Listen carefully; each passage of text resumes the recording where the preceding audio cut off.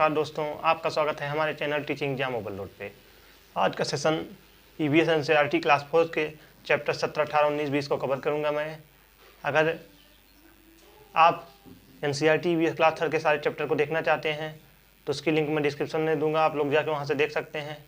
वहीं अगर आप पेपर 2 की तैयारी करना चाहते हैं तो पेपर 2 के लिए विपुल सर एनसीईआरटी क्लास 6 की ज्योग्राफी स्टार्ट कर दिए हैं, उसकी भी लिंक मैं डिस्क्रिप्शन में दूंगा, आप लोग जाके वहाँ से देख सकते हैं।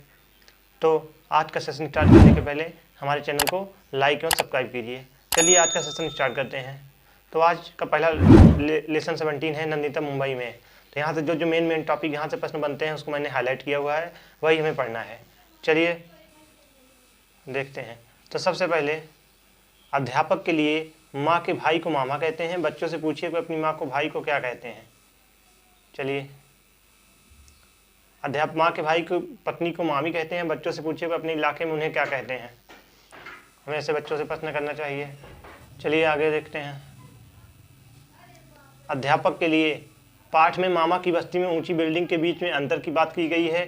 इनके कारणों पर चर्चा करते समय बच्चों को उनके अनुभव से और अंतर में उसके कारणों के बारे में सोचने के लिए हमें प्रोत्साहित किया जा सकता है। तो पाठ में मामा की बस्ती और ऊंची बिल्डिंग के बीच के अंतर की बात की गई है, तो इनके कारणों पर हमें चर्चा करते हुए समय बच्चों को उनके अनुभव से और भी अंतर और उसके कारणों के बारे में सोचने के लिए हमें बच्चों को प्रोत्साहित किया जाना चाहिए। चलिए आगे देखते हैं।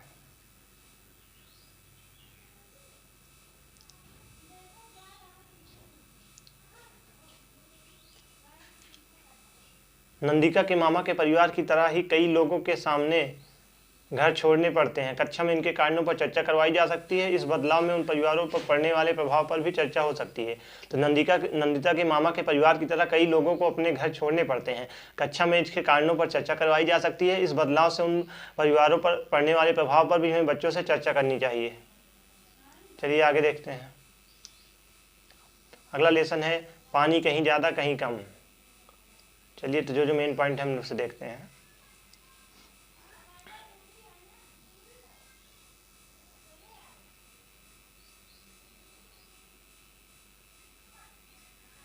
तो यहाँ से जो टॉपिक मेन बनता है, यहाँ केवल उन लक्षणों की बात की गई है जिन्हें बच्चे पहचानते हैं। अगर ऐसा हैजे के कारण हुआ है तो बीमारी के बारे में हमें चर्चा करें।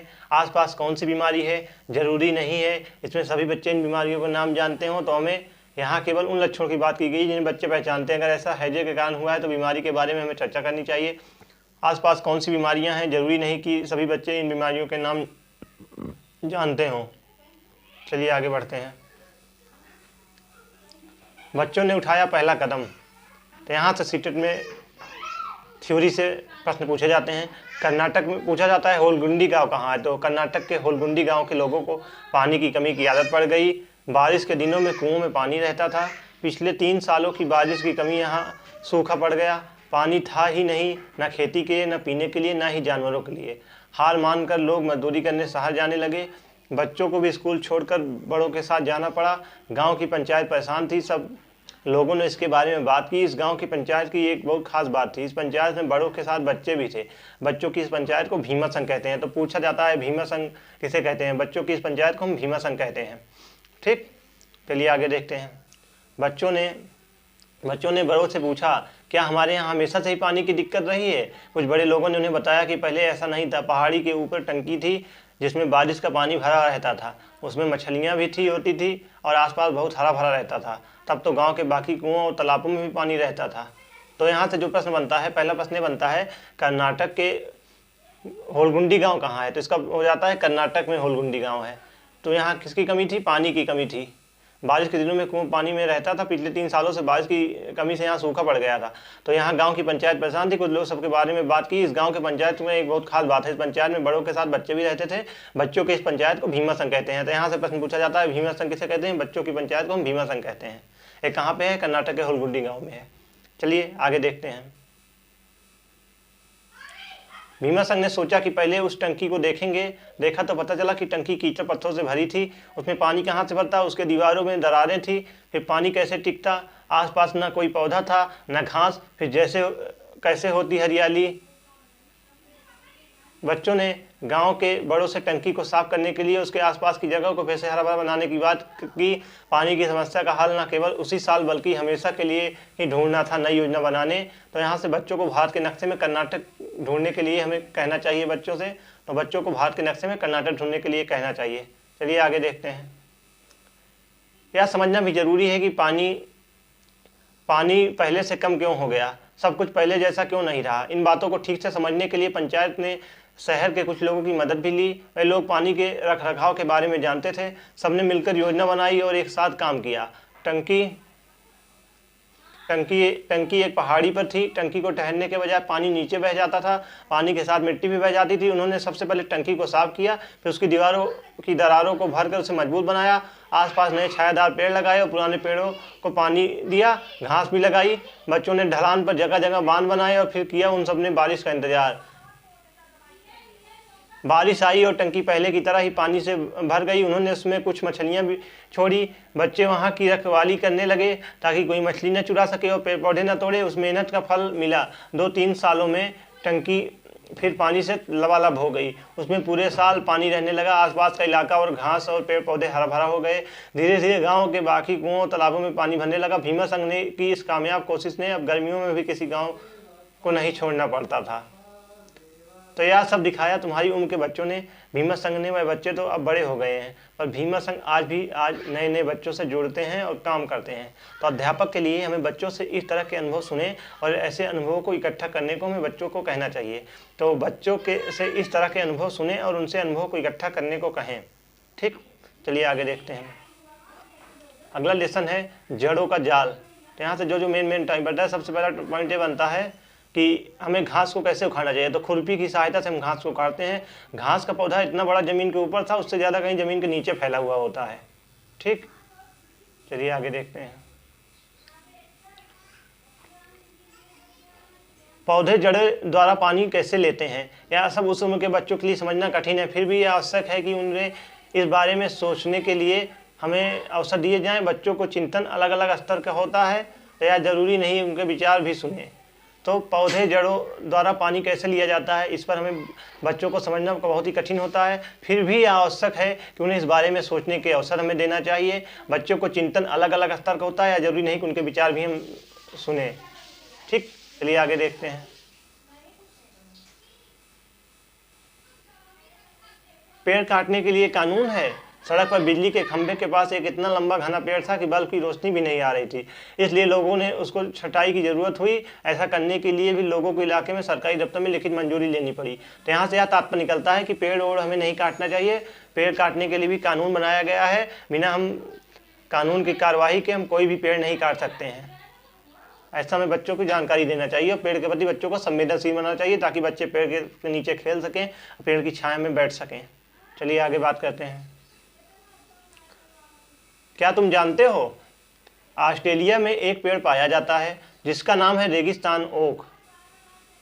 उसकी ऊंचाई तुम्हारे क्लास की दीवार के लगभग होती है और पत्तियां बहुत ही कम होती हैं। अंदाजा लगाओ इसकी जड़ें जमीन में कितने गहराई तक जाती होंगी। सोचो, यदि ऐसे पेड़ जमीन पर लाइन से लिटा दिए जाएं तो उसकी लंबाई तक जमीन पर गहरी जाती होगी। इस पेड़ की जड़ें जब तक कि पानी तक न पहुंच जाएं या पानी पेड़ के तने में जमा रहता है। इस इलाके में रहने वाले लोग यह बात जानते हैं। जब कभी इस इलाके में पानी नहीं होता तो वहाँ के लोग इसके तने में अंदर पतला पाइप डालकर पानी निकाल लेते हैं। तो यहाँ से थ्योरी में सीटेट में प्रश्न बनता है कि रेगिस्तान ओक कहाँ पाया जाता है। तो इसका सही आंसर हो जाता है ऑस्ट्रेलिया में। उसके बाद इसकी लंबाई कितनी होती है, तो हमारे स्कूल की दीवारों के बराबर इसकी लंबाई होती है। उसके बाद अगला प्रश्न यह बनता है कि जब कभी रेगिस्तान में पानी की कमी पड़ जाती है तो यहाँ के लोग पतली पाइप डालकर पानी निकाल लेते हैं। तो यह इंपॉर्टेंट पॉइंट था जहाँ से प्रश्न पूछा जाता है। चलिए आगे देखते हैं।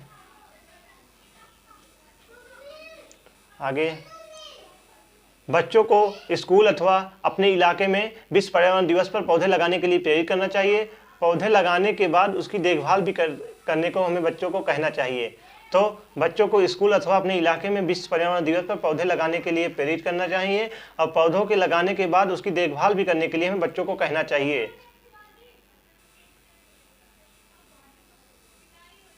अगला लेसन है मिलकर खाएं। यहाँ से जो इंपॉर्टेंट टॉपिक निकलता है वो यहाँ से निकलता है। चलिए देखते हैं। पहला पेडागॉजी का प्रश्न यहाँ से बनता है, कक्षा में पार्टी करवाने का एक कारण बच्चों को मिलजुल कर एक साथ बैठकर खाने के अवसर देना है। इसके लिए बच्चों को नाच गाना नाटक जैसे कार्यक्रम तैयार करने के लिए भी प्रेरित किया जा सकता है। तो कक्षा में पार्टी करवाने का एक कारण बच्चों को मिलजुल कर एक साथ बैठकर खाने का अवसर देना है। तो बच्चों की कक्षा में पार्टी का एक यह उद्देश्य होता है कि बच्चे मिलजुल कर साथ रहेंगे, एक साथ बैठकर खाने का उनको अवसर मिलेगा। इसके बाद बच्चों को नाच गाना नाटक जैसे कार्यक्रम तैयार करने के लिए भी प्रेरित किया जा सकता है, ताकि वो मिलजुल कर एक दूसरे के सहयोग के साथ काम करें। चलिए आगे बढ़ते हैं। बिहू का त्यौहार। तो बिहू के त्यौहार से जो प्रश्न पूछे जाते हैं आइए देखते हैं। यह माघ बिहू 14-15 जनवरी को असमिया कैलेंडर के 10वें महीने माघ की प्रथमा और द्वितीय तिथि को मनाया जाता है। पहले दिन को उरुका कहते हैं। इस दिन अस्थाई से छप्पर बनाते हैं जिसे भेला घर कहते हैं और सामूहिक भोजन का आयोजन होता है। बोरा असम में खाए जाने वाले चावलों की एक किस्म है जो पकने के बाद चिपचिपे हो जाते हैं। बच्चों को नक्शे में असम ढूंढने के लिए हमें प्रेरित करना चाहिए। तो यहाँ से प्रश्न यह बनता है कि बिहू कब मनाया जाता है। तो 14 माघ बिहू 14 से 15 जनवरी असमिया कैलेंडर के 10वें महीने माघ की प्रथमा और द्वितीय तिथि को मनाया जाता है। पहले दिन को उरुका कहते हैं। इस दिन अस्थाई से छप्पर बनाते हैं जिसे भेला घर भी हम कहते हैं। सामूहिक भोज का आयोजन किया जाता है। बोरा असम में खाए जाने वाला चावलों की एक किस्म होती है। यहाँ से भी प्रश्न पूछा जाता है, पिछली बार भी पूछा गया था। बोरा क्या है। तो बोरा एक असम में खाए जाने वाले चावलों की एक किस्म होती है जो पकने के बाद चिपचिपी हो जाती है। बच्चों को नक्शे में असम ढूंढने के लिए हमें प्रेरित करना चाहिए। चलिए आगे देखते हैं।